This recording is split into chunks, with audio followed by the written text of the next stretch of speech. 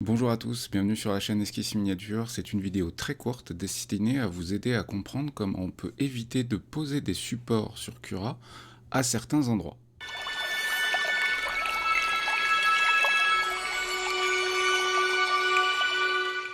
Vous allez voir, ça va être très rapide et très simple, mais en fait, j'ai eu plusieurs personnes qui m'ont demandé récemment ce genre de choses, donc autant faire une vidéo que ça serve à encore plus de monde. Donc en fait, c'est très simple. Déjà, vous allez avoir besoin de Cura, donc ça fonctionne sur Cura. Vous pouvez le faire sur d'autres logiciels, mais là, je vous parle de Cura puisque c'est moi le logiciel que j'utilise et que je maîtrise le plus. Donc là, on est sur Cura. J'ai pris volontairement un objet qui a des porte-à-faux très très violents, ce qu'on appelle des overhangs en anglais. Qui nécessite des supports. Alors là, en l'occurrence, c'est un objet qui est fait pour justement tester les limites de votre imprimante 3D en fonction de ses réglages, de la vitesse d'impression, de la température, du matériau que vous utilisez, etc. Donc il y a volontairement des porte-à-faux excessifs, et surtout ce qu'il y a d'intéressant, c'est qu'il y a le degré de porte-à-faux qui est indiqué en fonction de l'étape à laquelle on en est dans le print. Donc le principe est très simple. Alors vous connaissez Cura, sur la partie droite on va pouvoir générer les supports. Ici on est sur des paramètres très très standards. Comme vous pouvez le constater, par défaut, normalement sur Cura, la case Generate Support, donc générer des supports, n'est pas cochée.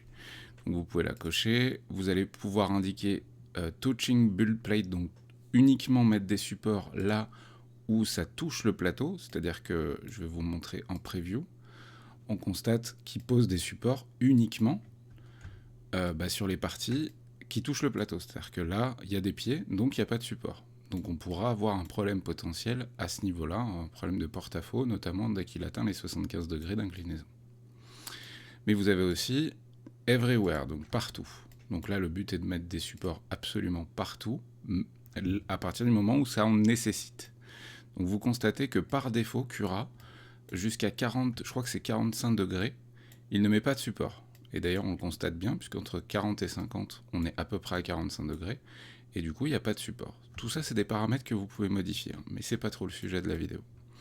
Voilà, là on le constate, 45 degrés. Dès qu'on a atteint les 60, hop, il met des supports, et vu que j'ai mis everywhere, donc partout, il en met donc même sur l'objet, si ça nécessite des supports.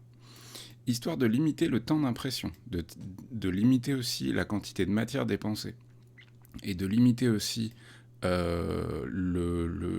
post-traitement, le nettoyage, le retrait des supports à certains endroits, ça peut être intéressant en fonction des paramètres de votre imprimante et en fonction de ce que vous connaissez de votre machine, de ce qu'elle supporte en termes d'overhang. Vous pouvez vous aider de Cura pour placer des bloqueurs de support. Les bloqueurs de support, c'est extrêmement simple. Pour ça, vous devez sélectionner l'objet en question et vous allez appuyer sur E. Alors en fait c'est ici, support bloqueur, donc bloqueur de support en français, sur la gauche de l'écran. Donc vous allez appuyer sur E et vous allez pouvoir placer des cubes, des nouveaux cubes. Alors je retourne sur préparer, on constate que j'ai placé des cubes, je place un cube. À chaque fois que je vais cliquer, je vais placer un nouveau cube. À ces endroits-là, il n'y aura pas de support, même si vous cliquez sur Everywhere. Donc on va faire le test, volontairement.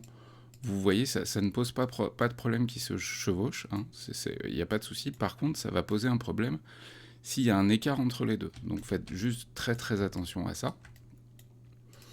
Et on va dire que pour des raisons parfaitement obscures, je ne veux pas de support ici.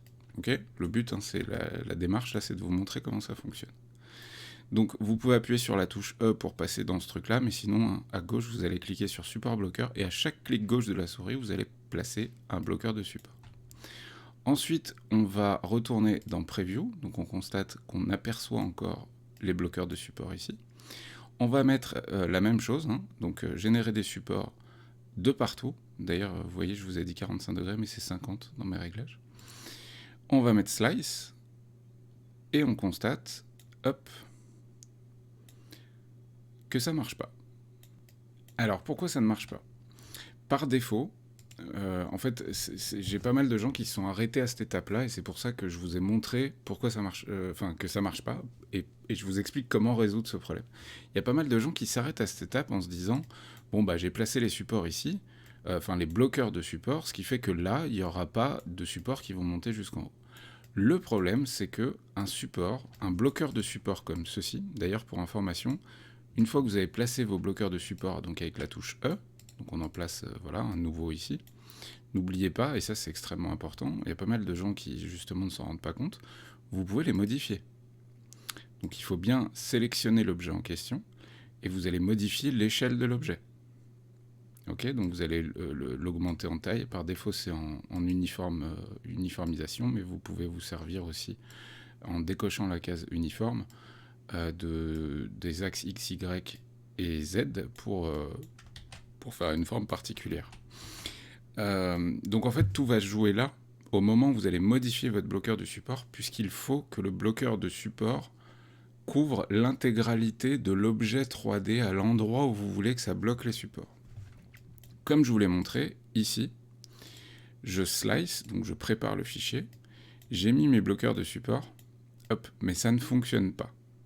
Ça ne fonctionne pas parce que l'intégralité de l'objet n'est pas compris dans ces bloqueurs de support. Du coup, on va repartir sur préparer, on va supprimer quelques objets, donc toujours en sélectionnant l'objet avec supprime, on va finalement n'en garder qu'un, on va le replacer à peu près, là c'est vraiment histoire de vous montrer la démarche, hein, à l'endroit où on voulait bloquer les supports. Ensuite, on va appuyer sur S ou ici directement sur Scale pour modifier l'objet, plutôt que d'en placer 15 différents, vu que j'ai besoin, dans l'exemple, hein, que d'un endroit où il n'y a pas de support.